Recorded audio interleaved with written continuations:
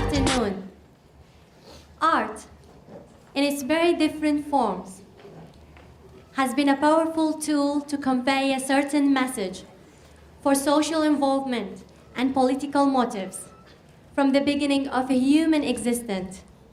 For example, some of you might be familiar with Guernica by Picasso, which was painted in 1937 and regarded as one of the most powerful and moving anti-war paintings in history, describing the suffering of people, animal, and even building from war and violence. Or you have probably seen Susan Cryle's image of torture in Abu Ghraib prison in Iraq. Or you have listened to Earth Song by Michael Jackson, which is one of the best-selling singles of all time, with 20 million copies sold and millions of dollars donated to famine relief. And it was the first time Jackson seen as a humanitarian, and his songs started to serve charitable causes. I believe that art, whether fine art, photography, music, or any form of art, is one of the most powerful tools to make a change and support good causes. In 2014, I was deeply saddened by the tragic events that took place in my home country, Iraq, after ISIS, or the so-called Islamic State of Iraq and the Levant, attacked some cities in northern Iraq. According to United Nations reports, more than 18,802 people were killed, and more than 36,245 people wounded, with at least 3.3 million people internally displaced and scattered in more than 2,000 locations across Iraq. And they are called IDPs, internally displaced persons. And even children were targeted by ISIS, where 800 to 900 were kidnapped for military training, and they are fighting in front lines. And the actual figures could be much higher than documented. So I couldn't see all these brutal atrocities and do nothing. Even though I'm living far away and committed to my PhD research work, and I can't afford to travel that frequent. But I believe that we have to do something somehow, because we could be one of these victims if we were living in those cities attacked by ISIS. We are just lucky enough staying far away, but that doesn't mean that we should show no concern or no empathy.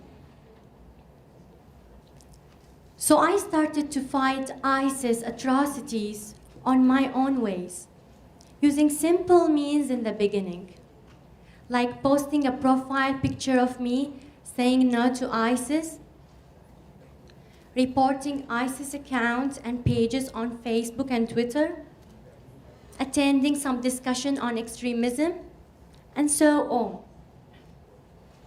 Then I found myself responsible not just for condemning ISIS crimes and bringing public attention to the Iraqi crisis, but also to those displaced people, especially when a harsh winter came in late 2014, and I saw the photos of Iraqi children with their barefoot in refugee camps and their clothing soaked with mud and snow. So I founded a campaign called Help IDP to raise awareness and funds to IDPs. I also signed up for a fundraising website and I started to collect donations. I was so happy that I received $1,000 in the first day. But unfortunately, I was informed by PayPal Malaysia that this is not allowed here, and I had to return all the money. So I had to return everything, and plus a lot of trouble with getting back the fees deducted by the fundraising website and other issues. But that didn't stop me from trying. So I had to think of other alternatives. So then we started to collect used clothes from neighbors and friends to send them to refugee camps in northern Iraq. But again, unfortunately, we couldn't find an affordable means to send these items. And we ended up distributing them to people in need in Malaysia. But again, I didn't stop from trying. So I sat with myself thinking of my network, since I know many artists, how that can help. And the first thing came to my mind is to organize a cultural event, which is a charity event as well, with photography exhibition, painting exhibition, booths to sell handicrafts, and so on. So I wrote a proposal and talked to the Iraqi ambassador in Kuala Lumpur, and he was so impressed. And after 1 month, my proposal was approved. However, while we were preparing for the event, I received a call to cancel everything because they didn't have sufficient funds. And that was very disappointing because I knew I will not get any financial support anyway. And besides such failures, I went through a lot of disappointment from people who I thought they would really help, I could really trust, and other frustration. But my friends leading well-known charity campaigns in Iraq told me, if you want to take this path and help people who need help, then don't turn back and just go ahead. And that's what I did. And one day, an idea popped actually into my head.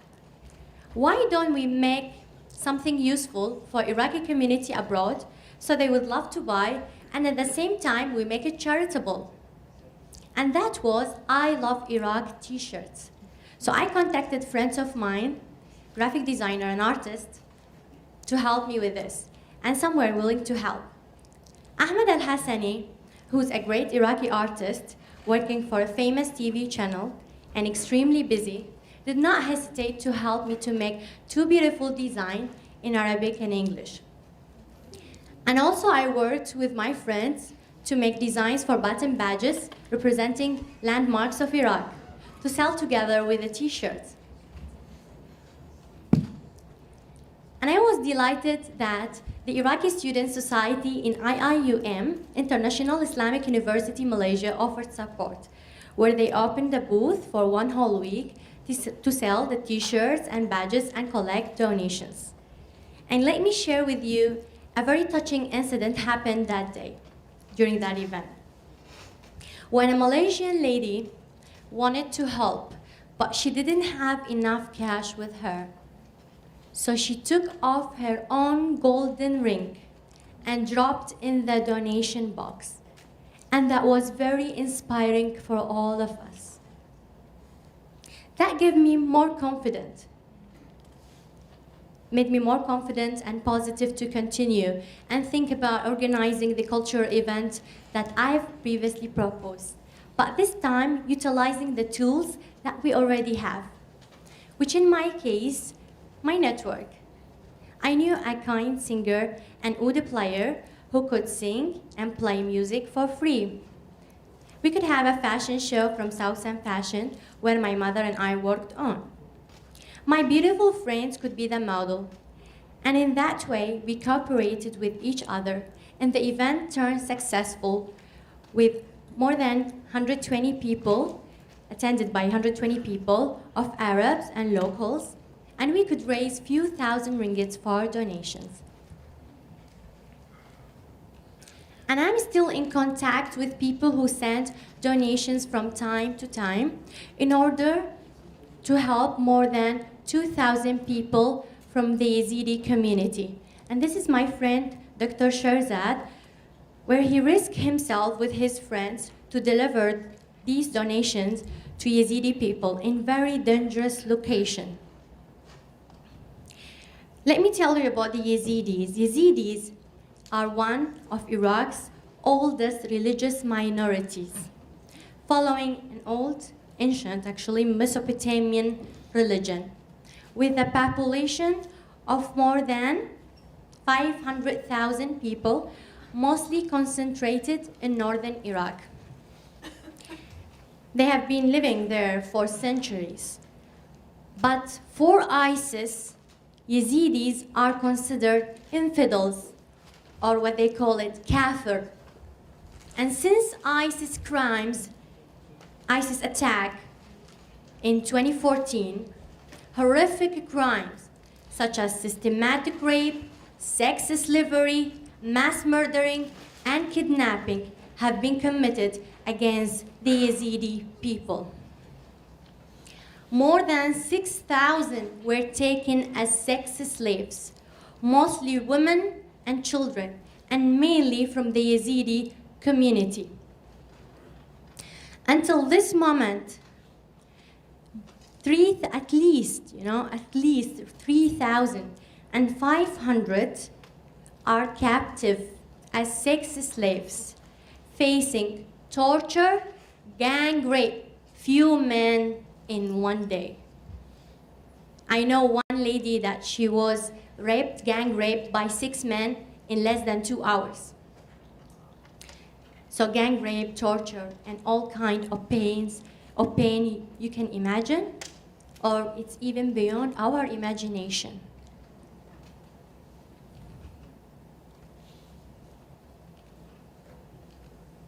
There have been several suicide attempts, such as this.